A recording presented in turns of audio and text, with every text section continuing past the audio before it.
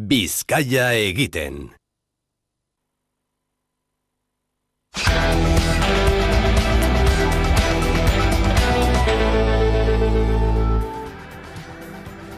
Abortua legez kanpo utziko lukeen lege proiektua berretsi du Ameriketako Estatu Batuetako Auzitegi Gorenak.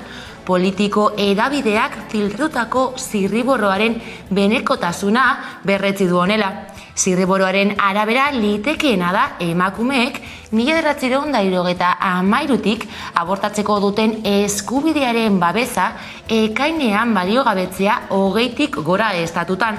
Aeben abortatzen duen emakumea, ezkongabea, diru sarrera txikikoa eta beltza da batez ere.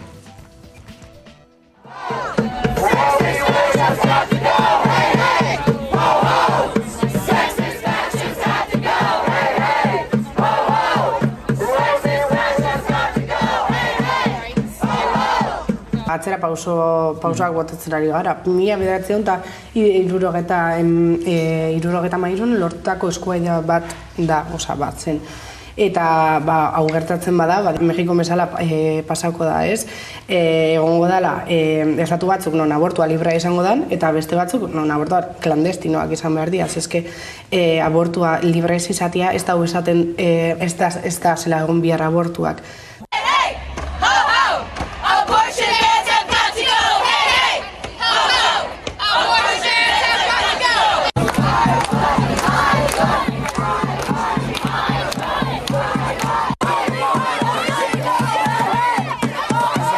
Mugimendu borrokatu behar dutenak, ez? Eta hainbat politiko, zuk esan duzu moduan,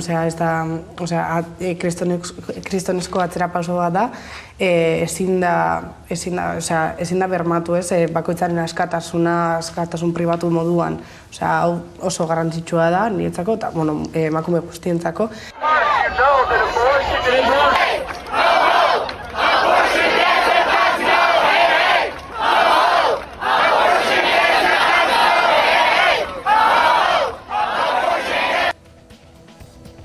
Europara etorrita Errusia eta Alemaniaren arteko harremana hizpide, Alemania zen petrolioaren debekuarekin zalantza gehien zuen herrietako bat, baina Moskuk joan den astean Poloniari eta Bulgariari gas hornidura mozteko hartutako erabakiak jarrerak hurbildu ditu Berlinen eta Bruselaren artean. Ane Irasabal, Berlin.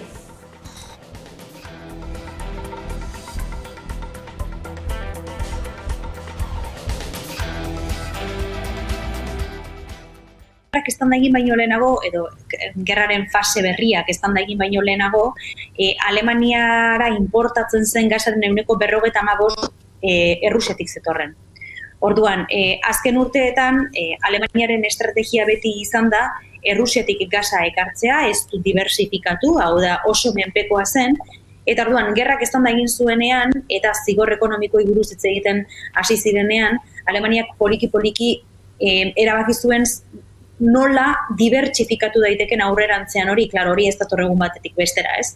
Orduan, alde batetik egin duena izan da Katarrekin akordio bat sinatu, eta Katarretik gas likidotua ekarri, baina, klaro, horretarako azpigipro berriak eraiki behar ditu hori transformatzeko, eta horretan ari da momentu honetan.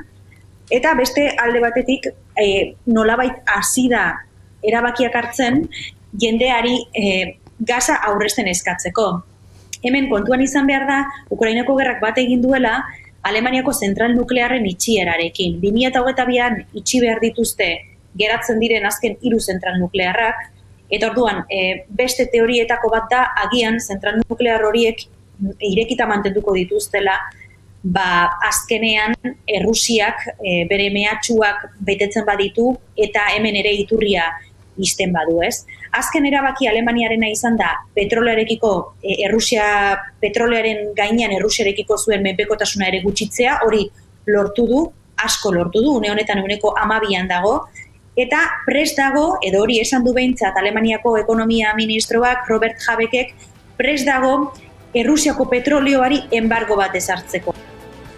PP, PSOE, Vox eta Ciudadanosen talde parlamentarioek uko egin diote Espainiako Kongresuko bozeramaileen batzordean emandako botoekin Politikari independentistei ustez egindako espioitza argitzeko ikerketa batzordea eraikitzeari.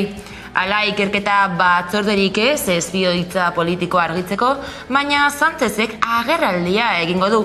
Edonola ere, Mertxe Aizpurua EH Bilduko diputatuak nabarmendu du ikerketa batzordea beharrezkoa dela auzia argitzeko. Eta Aitor Esteban EAJko diputatua ere bat dator Aizpuruarekin. Zer gertatuko litzateke sekretuen batzordean? Bertan, hori batzorde bere funtzionamendua eta era guztiz arrunta da. Ez da ikerketarako, kontrolarako, informazio emoteko, baina besterik ez. Eta hemen, konfiantza apurtu ginda eta benetako ikerketa bat egin beharko litzateke.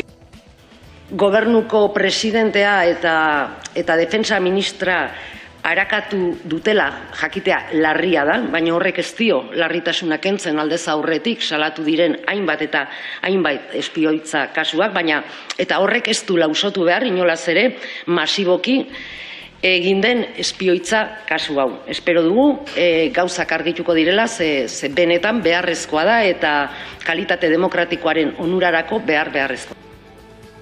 Protesta bateratua egin dute Alkontza eta Emobili lantegietako grebalariek. Hiritar taldeko fabriketako beharginek autokarabana egin dute Lazkaotik Ormaiztegira. Bi planetako langileak greba mugagabean daude. Alkontzakoek zuzendaritza kaleratutako 25 beharginen kontra eta Emobilitikoek lan hitzarmen duenaren alde. Hala, gaurko protestan, hiritar kooperatibaren jarrera salatu dute.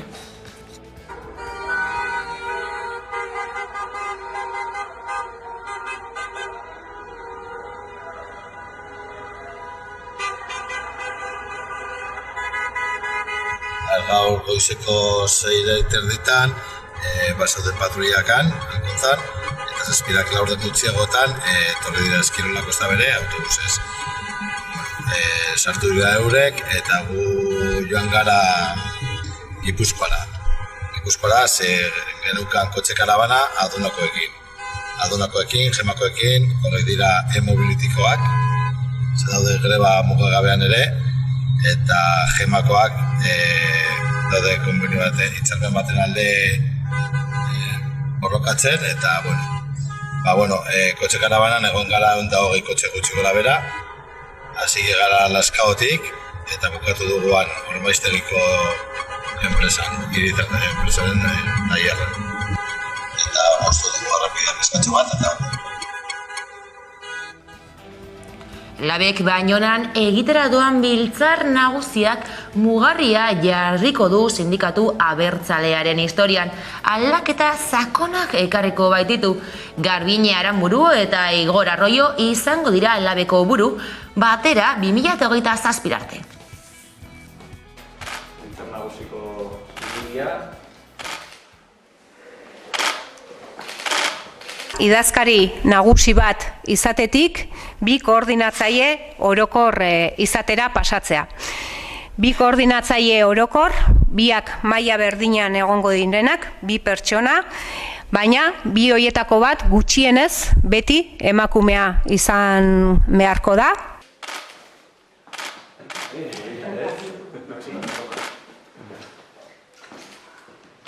Lab izan behar dela, ezker independentismoaren erreferentzia sindikal nagusia.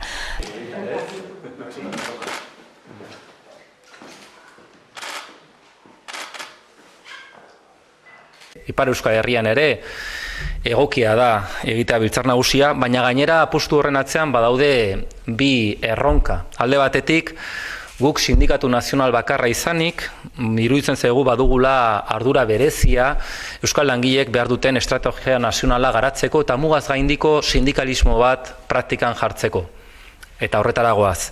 Eta bigarrenik, Ipar Euskal Herrian sortu eta 22 urte pasadirenean, badela momentua ere Ipar Euskal Herrian laben egitasmoa indartzeko eta zabaltzeko. Orain Gasteizeragoaz kiroldegietako langileek protesta egin dute eta Arabako metalaren sektoreko langileek grebara deitu dute hitzarmen duinen alde. Estilan hau Gasteiz. Araban ere sindikatu abertzaleek deialdi propioak egin zituzten, beraien kabuz, Komisiones Obreras eta UGT ordea elkarrekin atera ziren kaleetara. Hitzordu nagusiak Gasteizen eman ziren. Soldaten igoeraren eta prekarietatearen aurkako borrokan jarri dute ardatz aldarriek, besteak beste. Zentzu horretan, metalaren sektorean nabarmendu da mobilizazioei dagokionez, izan ere 3 greba egun registratu dituzte maiatzerako. Baina ez dira bakarrak, Gasteizko kirol instalazioetako langileek ere greba deialdia egingo dute maiatzaren 14 eta 14 bitartean ez badute lehenengo patronalarekin akordiorik lortzen. Esan beharra dago, sektore honetan azken 10 urte hauetan 110% erosalmen baten galera izan dugula, eta alde horretatik uste dugu orain esfortzua enpresei dagokiela, ez? Orduan, ikusiko dugu bihar daukagun bileran ze ematen duen, eta ez baldin badaude aurrera pausorik, esandakoa posegunetako greba egingo genuke datorren astean. Bi langile hil dira lan istripuz, bata Ondarroan eta bestea Hernanin. Garraioilari bat hilda Hernanin kamioi batek harrapatuta. Ondarrokoa lan heriotza osalanen ustetan larun batean gertatu zen, baina hilotza atzo aurkitu zuten lankideek. Ipar Euskal Herriko gazteek goi-mailako ikasketak euskaraz egin ahal izatea aldarrikatzeko kanpaina abiatu du Zuti Gazte mugimenduak eta bi bide hartu ditu horretarako. Gutun honen izenpetzaileok ondorengoak eskatzen dizkizuegu.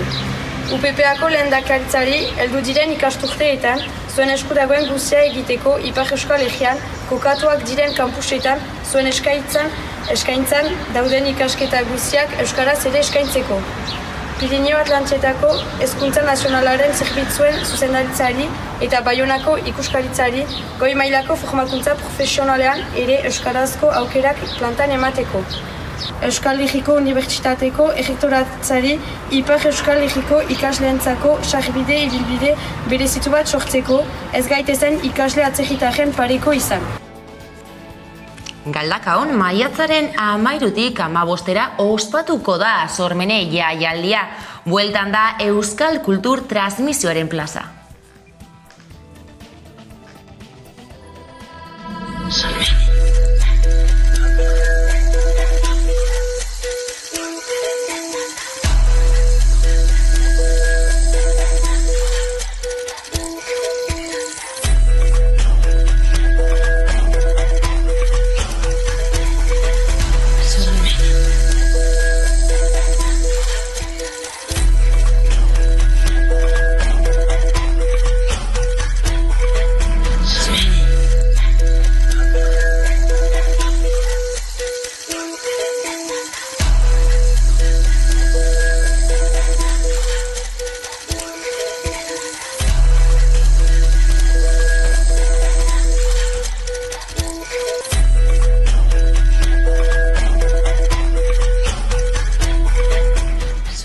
Kiroletan gaur zabaldu dute 57. Behobia Donostian parte hartzeko izen ematea. Antolatzaileek jakinarazi dute gehienez 30.000 lagunek parte hartu ahal izango dutela herri lasterketa ospetsuan. Azken edizioan baina 5.000 gutxiagok.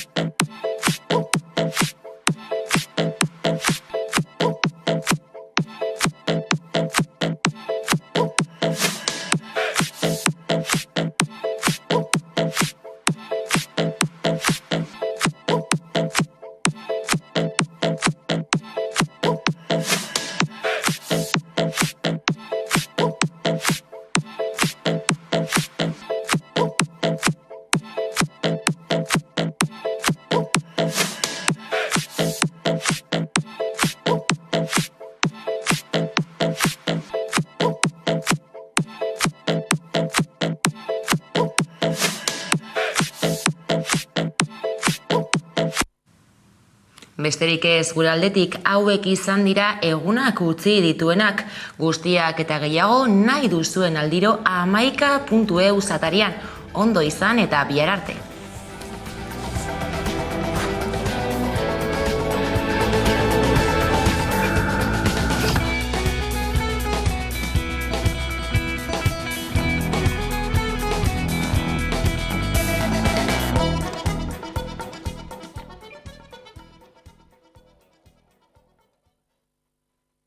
Thank